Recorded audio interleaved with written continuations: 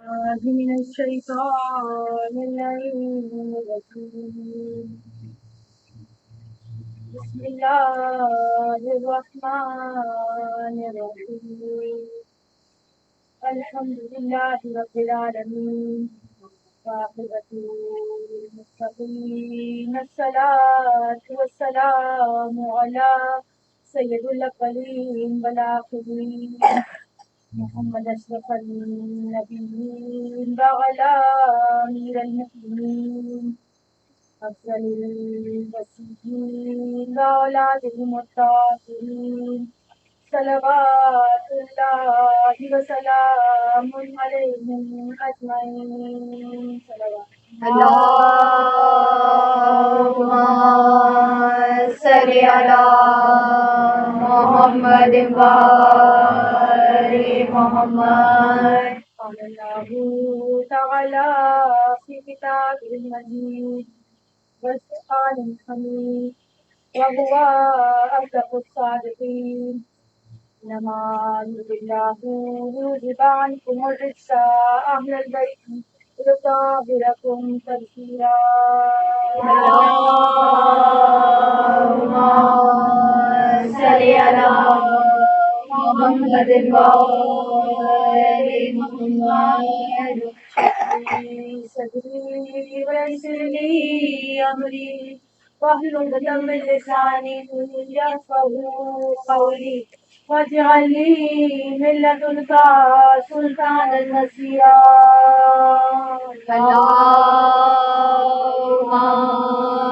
صل على محمد وآل محمد. بسم اللہ الرحمن الرحیم.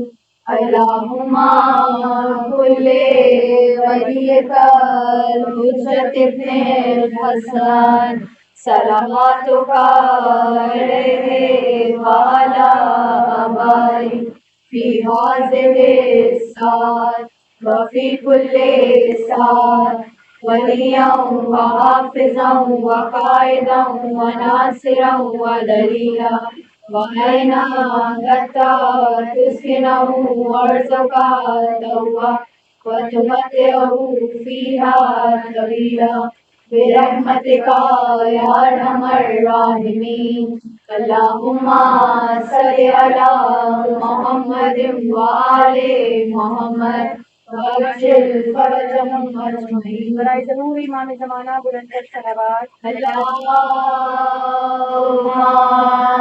صل على محمد وآل محمد. تمام تر تعریفیں، تمام حمد و ثنا اس ذات واجب القدرت کے لیے جو لائق سجود، لائق حمد، لائق عبادت.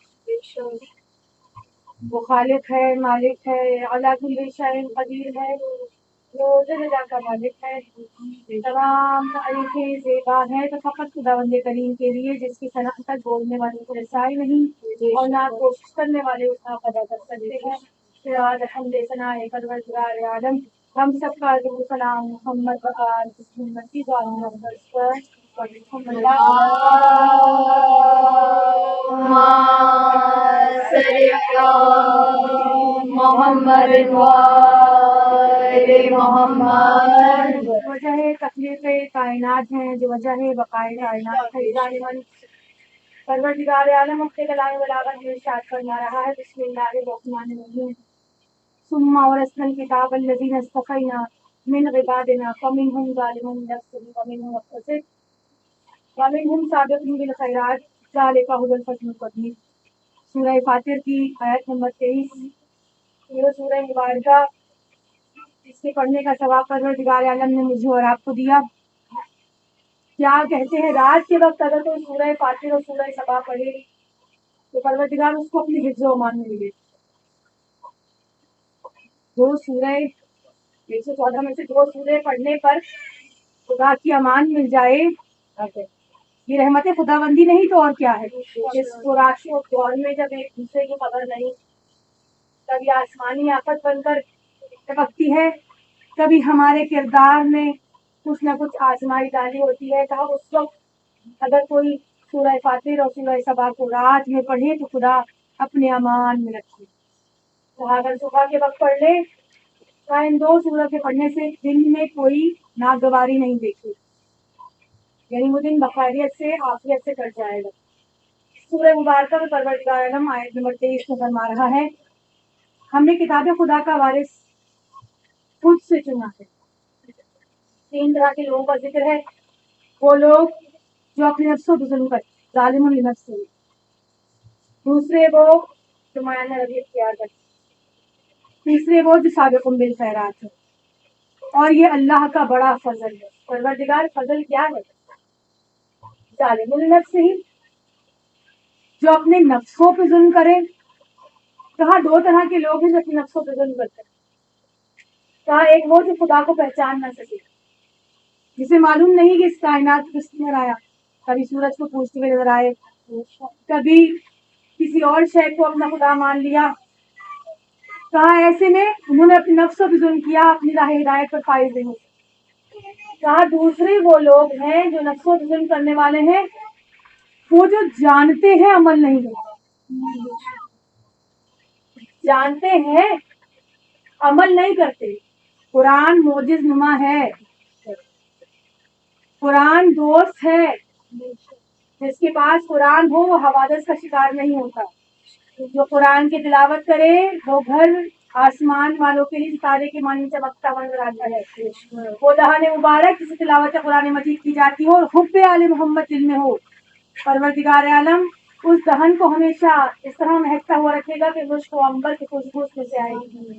کہا وہ دل مردہ نہیں ہوگا جس نے تلاوت قرآن مجید کر کے آیتوں پر ایمان لے کر آیا ہو۔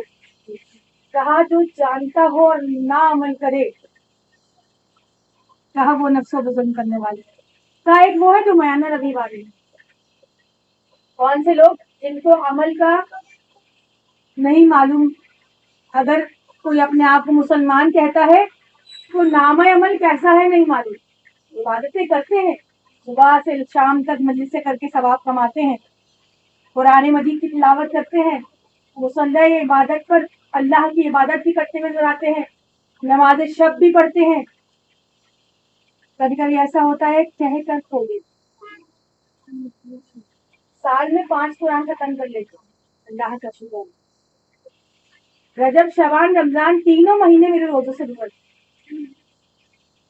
نماز شب تو ہماری بچپن سے لے کے اب تک قضا ہی نہیں ہوئی، کیا پھر وہ اس کے ہاتھ میں ہے، قبول کرے یا برداشت۔ کہا نہیں پتا کب داہنے ہاتھ والا بھاری ہو جائے، کبھی بائیں والا ہاتھ والا بھاری ہو جائے۔ با ایمان تھے دنیا سے گئے، بے ایمان ہو گئے، نہیں معلوم۔ کہا وہ ہیں سابقون بالخیرات جو وارث کتاب خدا کی طرف سے چنے ہوئے۔ پروردگار سابقون بالخیرات کون ہے؟ کہا وہ نفسوں پہ ظلم کرنے والے نہیں، وہ میانہ روی اختیار کرنے والے۔ اختیار کیا میرے اور آپ کے اختیار میں فقط یہ کہ میں اور آپ کوشش کرتے ہیں۔ کہا وہ سابقون بالخیرات۔ کہا عبادت پر آئے تو عبادتیں ناز کرتی ہیں، ایک رات میں 1000 رکعت نماز پڑھنے والا بھی جب مصلی عبادت پر آئے تو عبادتیں ناز کرتی ہیں۔ فرشتوں میں فخر و مباحات خداوند کریم کرتا ہوا نظر آتا ہے کہ فرشتوں آؤ میں تمہیں عبادت کرنے والا دکھلاتا ہوں۔ جن کے پیر میں تیر لگ جائے حالت نماز میں نکال لیا جائے معلوم نہیں۔ کہا ابھی اتنی زیادہ طبیعت خراب تھی کہ ہاتھ لگائے تکلیف ہو رہی تھی، حالت نماز میں تیر نکال لیا گیا معلوم نہیں۔ کہا ملاقات رب میں مزہ ہی ایسا ہوتا ہے جب انسان اپنے نفس کو فراموش کر دے۔ ملاقات رب معرفت رب کا نام ہے، ہم بتائیں گے عبادت کرنے والے۔ یہ اگر جہاد کے لیے موجود ہو تو سیسا پلائی ہوئی دیوار کی مانند بن جاتے ہیں۔ عاطف غیبی کی سطح آتی ہے لا فتح الا علی، لا سیف الا ذوالفقار۔ کہا کہ یہ وہ ہیں سابقون بالخیرات جو نیکیوں میں سبقت کرتے ہیں، جن کے در کی روٹیاں آسمان والے لے جاتے ہیں، کبھی یتیم کہہ کر، کبھی مسکین کہہ کر۔ پروردگار عالم، فرشتوں کو تو بھوک بھی نہیں لگتی، یہ زمین کی روٹیوں پر آسمان والے کیسے پل رہے ہیں؟ کہا دنیا کو دکھلانا ہے اس در سے رزق ملتا ہے، اس در سے ہر قسم کا رزق اور بھیک ملتی ہے، جو مانگو در سیدہ پہ میسر ہوگا، یہ سابقم بالخیرات ہے۔ کہا سابقم بالخیرات، پھر میرے اور آپ کے واسطے کیا ہے؟ کہا وسیلہ حاجات بن کر آئے، وسیلہ حاجات بن کر آئے ہیں، اور ایسے بن کر آئے ہیں کہ ان کے توسل سے دعائیں قبول ہوتی ہے۔ اے آدم، تم ایک لمحے میں فقط اسما جان کر لائق سجدہ ہو گئے، صرف تم نے اس راز کو جان لیا جس کی خاطر میں نے اس کائنات کو خلق کیا تھا۔ کہا تمہاری وہ فضیلت ہو گئی کہ تمام فرشتوں کی عبادت ایک طرف، وہ تمام فرشتے سجدہ تعظیم آمین آدم کو جھکتے ہوئے نظر آئے، اور جس نے انکار کیا اس کی عبادتیں اس کے منہ پر مار دی گئیں۔ تیری ریاضتیں، تیری عبادتیں، تیری محبتیں تیرے پاس رہیں گی اگر تو نے میری شرائط کو قبول نہیں کیا۔ کہا تو اس کو سجدہ کروا رہا ہے جو مٹی سے بنا ہے، میں آگ سے بنا ہوں، میں افضل ہوں۔ کہا جس نے اپنے آپ کو افضل کہا، ان کو افضل نہیں مانا، اپنے آپ کو افضل مانا، اس کی عبادتیں بھی قبول نہیں ہے۔ کہا آدم چند اسما جان کر لائق سجدہ ہو گئے، کہا اگر ترک اولا ہوا ہے تو واسطہ دو ان کا، واسطہ دے کر دعا مانگو، خدا تمہاری دعا کو قبول کرے گا، تمہاری توبہ کو قبول کرے گا۔ یہ وسیلہ حاجات کی جب رسول اللہ سے کسی نے جب بھی کہا کہ رسول اللہ ہمارے واسطے دعا کرتے تو دست نبوت اٹھے اور بارگاہ الہی میں دعا ہوتی بھی نظر آئی۔ پروردگار عالم، علی کے حق کا واسطہ اس سائل کی حاجت کو پورا کر، علی کے حق کا واسطہ اس سائل کی حاجت کو پورا کر دے۔ ہر بار سوال کرنے والا سوال کرتا تھا، ہر بار دست نبوت بلند ہوتے تھے، اللہ کی بارگاہ میں دعا ہوتی تھی، پروردگار اس سائل کی حاجت کو علی کے حق کے واسطے پورا کر دے۔ ایک بار خود علی مرتضیٰ نے کہا یا رسول اللہ آج میرے واسطے دعا ہو جائے، وہ جو دور بیٹھا کرتے تھے آج قریب ہو گئے، جو درس اور آیاتیں بھی صحیح سے سنا نہیں کرتے تھے، بزرگی کا شکار تھے، سماعتیں بھی کام نہیں کرتی تھی، آج کان قریب لگا کر سن رہے تھے کہ آج ہمارا واسطہ ہونے والا ہے، پھر ہم جا کر سب کو بتلائیں گے کہ آج رسول اللہ نے ہمارے واسطے سے علی کی حاجت کو پورا کیا ہے۔ کہا جو کان لگا کر سن رہے تھے وہ اپنی سماعتوں پر شک کرنے لگے، اس کے بعد یقین آ گیا کہ دست نبوت اٹھے، پروردگار عالم علی کے حق کا واسطہ علی کی حاجت کو پورا کر دے۔ ارمانوں میں پانی پھر گیا، وسیلہ علی علی کی حاجت کے لیے بھی خود قرار پائے۔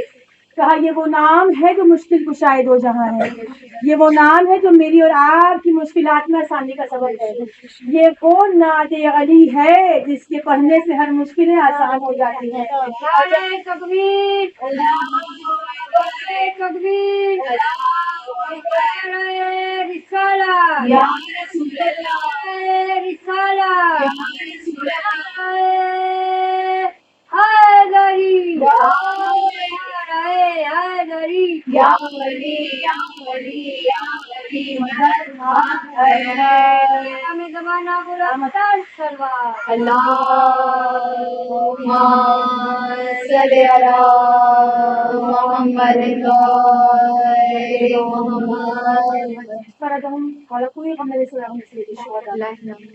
ہم نے کتاب خدا کا وارث چنا ہے، استفا کر کے چنا ہے، اور ہم نے اس کو وارث بنایا ہے جو دین کی حفاظت بھی کرے گا اور کتاب کی حفاظت بھی کرے گا۔ کہا کردار ایسا ہوگا کہ عمل پہلے آیاتیں بعد میں آئیں گی، یا آسان لفظوں میں کہہ دوں کہ مداح بن کے آیاتیں بعد میں آئیں گی، عمل خدا کی بارگاہ میں پہلے قبول ہو جائے گا۔ جناب عباس نے بعد رسول یا علی رشتے میں چچا لگتا ہوں، رسول اللہ کی میراث کہاں ہے؟ علی مرتضیٰ نے خیرت سے دیکھا، چچا کو تھی وہ امت لے گئی، کہا جو بچی، کہا رسول اللہ اپنے وارثین کو اپنی تمام چیزیں دے کر گئے. کہا مجھے اس میں سے کچھ چاہیے. ہے کوئی جو وراثت میں سوال کرے اور جواب پھر مطمئن پائے؟ میرے اور آپ سے تو سوال ہوگا تو پھر ہم کیسے جواب دیں؟ کہا وہ علی مرتضیٰ ہے. اللہ نے مشکلات بھی ہے اور تمام کائنات سے واقف بھی ہے.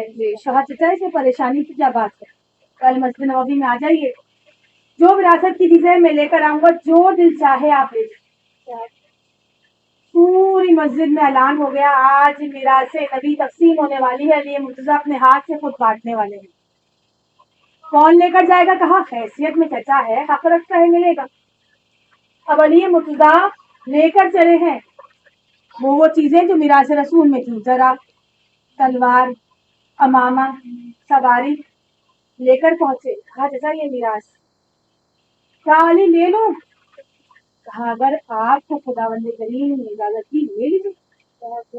ذرا کو تلوار تو ہماری کیا, سر پہ امامہ رکھا, اٹھنا چاہتے ہیں اٹھ نہیں پاتے. کہا یا علی ہلنا مشکل ہے, بوجھ کم کر دوں؟ کہا کر دیجیے. امامہ اتارا, اٹھنا چاہ رہے, تلوار اتاری, اب ایسے میں ذرا بھی اتارنی پڑ گئی. کہا آخر میں سواری پہ کوشش کی, سواری نے بھی ضرورت بنا دی. کہا ایسے میں جب جانے لگی, کہا نہیں چچا عباس ایسے نہیں جائیے گا, بیٹھیے اور دیکھیے. کہا علی مرتضیٰ نے اس زرہ کو پہنا, تلوار کو حمائل کیا, سر پہ امامہ رکھا, سواری کر کے دکھلائی. کہا یہ ہے وارثین نبی. کہا اس کے بعد حسن مصطفیٰ نے اس امامے کو پہنا, زرہ کو پہنا, تلوار کو حمائل کیا, سواری کر کے دکھلائی. حسین نے بھی بالکل ویسے ہی کر کے دکھلایا. پھر کہا یہ بار نبوت ہے, ہر کسی سے نہیں اٹھ پائے گا, اس کے لیے بار امامت ضروری ہے.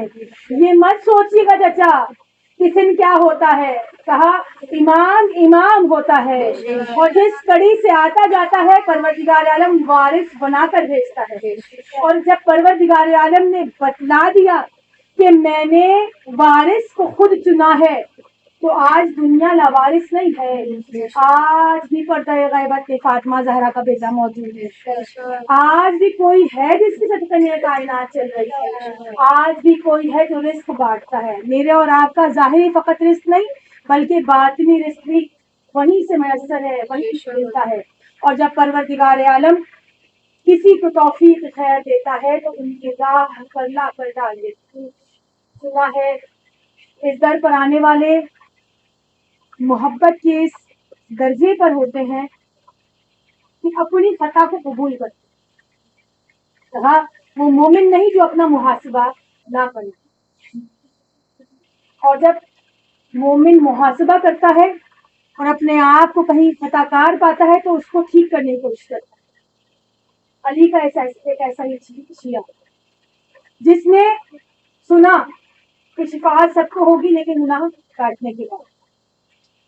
کہا یا علی محبت کی اس منزل پر ہوں کہ آپ کو کھونا نہیں چاہتی.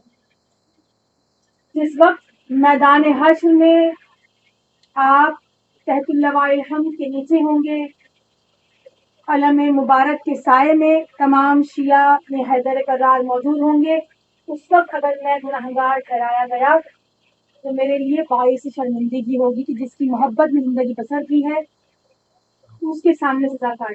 چاہتا ہوں آپ کے ہاتھوں سے سزا دے. میں اور آپ ہوتے کہتے مولا آپ کے ہاتھ میں تو کائنات کی ڈول ہے, میرے نام میں سے گناہ کو معاف کر. کہا نہیں, اتنا اپنے آپ میں خود سے سنجیدہ تھا کہ علی مرتضیٰ سے کہتا ہے اپنے ہاتھ سے آپ سزا دیں. کہا کیا چاہتے ہو؟ کہا سزا چاہتا ہوں. کہا کیسے؟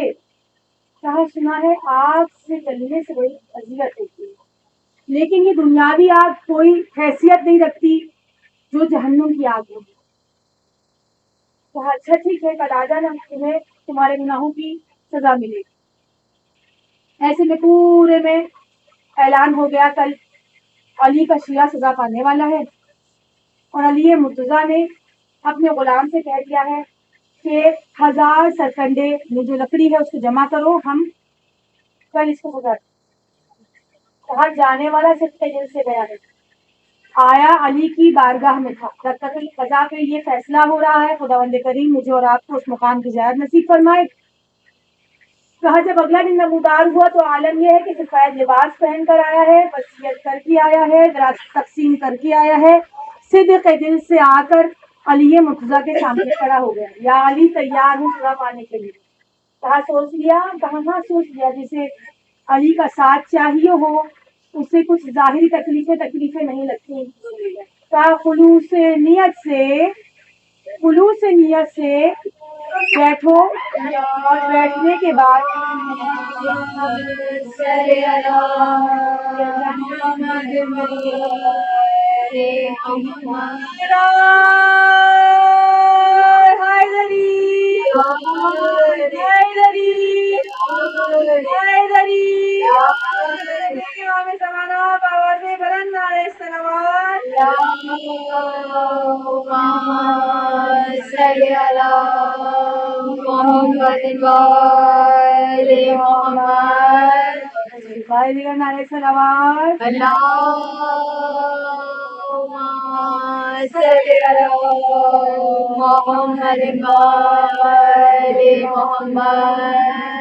کہاں شیعان علی میں سے ہے اپنی خطا قبول کرنے کے لیے موجود ہے, سزا پانے کے لیے آیا ہے. سرکنڈے کی لکڑیوں کو جمع کیا گیا ہے اور بہت زیادہ مجمع جمع ہوا ہے کس لیے کہ آپ سزا دیکھیں گے کہ علی کے سامنے علی والا چل رہا ہو. وہاں لکڑیوں پر آ کر بیٹھا, کہا اپنے گناہوں کی معافی مانگو اور آگ لگاؤ. کہا گناہوں کی معافی مانگتے ہوئے حسب عدد یا علی کہہ کر آگ لگائی. کہا دنیا حسرتوں کو دیکھتی رہی اور حسرتیں جل کر راکھ ہو گئی, لیکن لباس بدن نے راکھ نے نہ آگ نے کچھ بھی اثر نہ کیا. کہا سفید لباس شکایت رہا, آگ کی گلزار بن گئی. کہا یا علی یہ ماجرا سمجھ نہیں آیا, سامنے آپ موجود تھے, آگ جسم پہ اثر کرتی نہیں تھی. مسکرا کر کہا وہ خدا جو ابراہیم کے لیے آگ کو گلزار کر دیتا ہے, وہ خدا جو ابراہیم کے لیے آگ کو گلزار بنا سکتا ہے تو کیا علی کے چاہنے والے کے لیے گلزار نہیں بنا سکتا؟ اس کی خلوص نیت تھی جو پروردگار عالم نے اس کی آگ کو گلزار بنا دیا, اس کی گناہوں کو معاف کر دیا. ضرور پڑھ دیں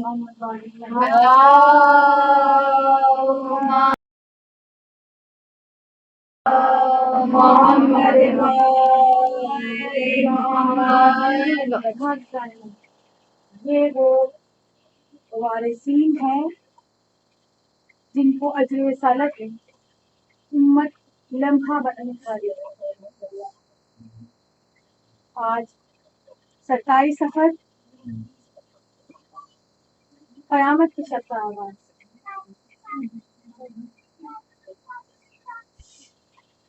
یہ وہ قیامت کی شب ہے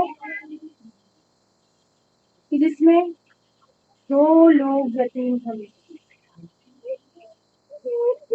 خدا کسی کو یتیم نہ کرے. پروردگار عالم ہر بیٹی کا بابا سلامت رکھے. ہاں سیدہ یتیم ہوئی تھی, پھر وہی تاریخ دہرائی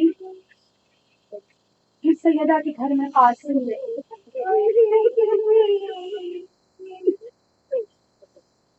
جب بیٹی کا باپ مر جاتا ہے تو بیٹیوں کا دل بڑا آزمتا ہے.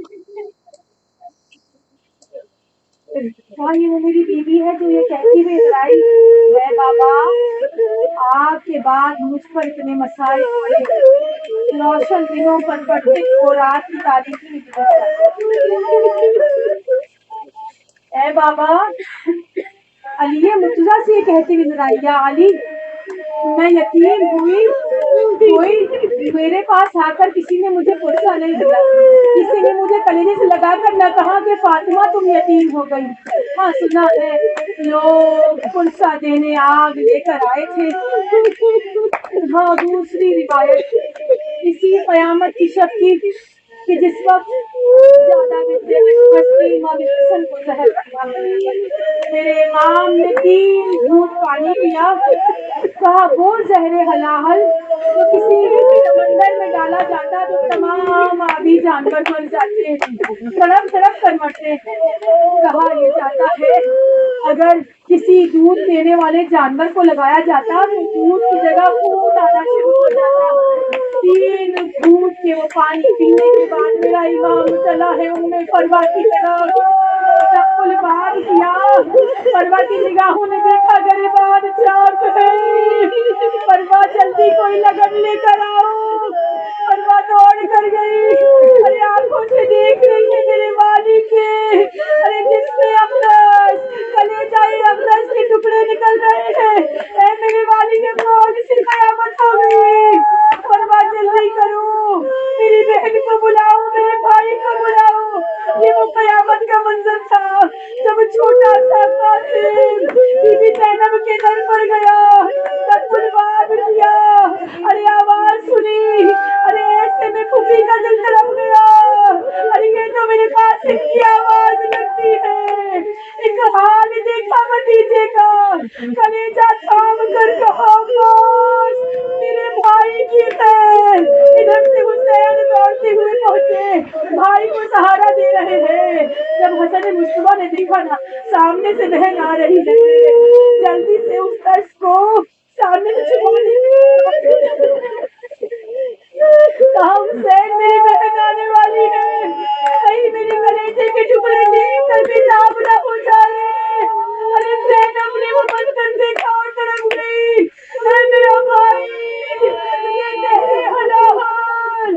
ارے زینب تجھے اس حالت میں دیکھنے کے لیے آئی ہے. ایسے عالم میں جب سینہ پھکا جاتا تھا ہم نے فروا سے کہا قاسم کو میرے سینے پر لٹا دو تاکہ میرے کلیجے کا درد کچھ کم ہو جائے. قاسم لیٹے لیکن تھوڑی دیر کے لیے. اور ایسے میرے امام نے کاغذ قلم منگوایا. ایک تحریر لکھ کر قاسم کے بازو میں باندھ دی. وہ تحریر 10 محرم کو حسین نے دیکھی. اے بھائی حسن عالم غربت میں بھی تو نے ہمیں تنہا نہیں چھوڑا. ایسے میں جب بھائی کی آنکھیں بند ہو گئی. ارے زینب کی دنیا اندھیری ہو گئی. ارے زینب نے ماں کا دیا ہوا کفن نکالا. عجیب حسرت سے دیکھا اماں یہ 2 کفن سمجھ نہیں آتے. ارے کوئی دنیا سے چلا جائے اسے تو ایک کفن ملتا ہے. ارے کفن ملا حسن کو جنازہ تیار ہوا لیکن یہ حیرت. ارے زینب کی قیامت میں تبدیل ہو گئی. جب جنازہ لے کر چلے تھے ارے کوئی تھا تو پتھر میں بیٹھ کر آیا تھا. ارے تیر اندازوں کو لے کر آج رسالت کو ادا کرنے کے لیے کہا وہ جنازہ رسول خدا کے روضے کی جانب چلا جا. ایک لمحہ وہ بھی آیا جب حسین نے کہا تیر مارنا روک دو میں جنازہ واپس لے جاتا ہوں. کہا ایسے میں جب جنازہ پلٹا تو بقیہ کے قبرستان میں نہیں بلکہ گھر میں واپس آیا. ارے بہن نے کلیجہ تھام کر کہا حسین میں نے اپنے بھائی کو سفید کا کفن دیا تھا یہ لال کیسے ہو گیا. کہا اتنے تیر حسن کے جنازے میں تھے کہ بہنیں بیٹھ کر ان تیروں کے درمیان میں حسن کو ڈھونڈتی رہی. اے میرے بھائی ظالموں نے اجر رسالت ادا کیا ہے کس طرح سے تیر نکالے ہوں گے. ارے دوبارہ بقیہ کی طرف چلے ہیں دفن کرنے کے لیے. یہ فاطمہ زہرا کی امیر بیٹے کا جنازہ تھا جس کو 2 کفن ملے. کہا غریب بیٹا وہ تھا جسے کفن بھی میسر نہ ہوا. کہا فاطمہ کے امیر بیٹے کے جنازے میں تیر تھے. فاطمہ کے غریب بیٹے کا جنازہ تیروں پر تھا. کہا جس کے پاس رونے کو 3 برس کا بیٹا ہو وہ فاطمہ کا امیر بیٹا تھا. اور جس کے سرہانے 4 سالہ یتیمہ تماچے کھاتی رہی وہ فاطمہ کا غریب بیٹا تھا. الا لعنت اللہ علیکم.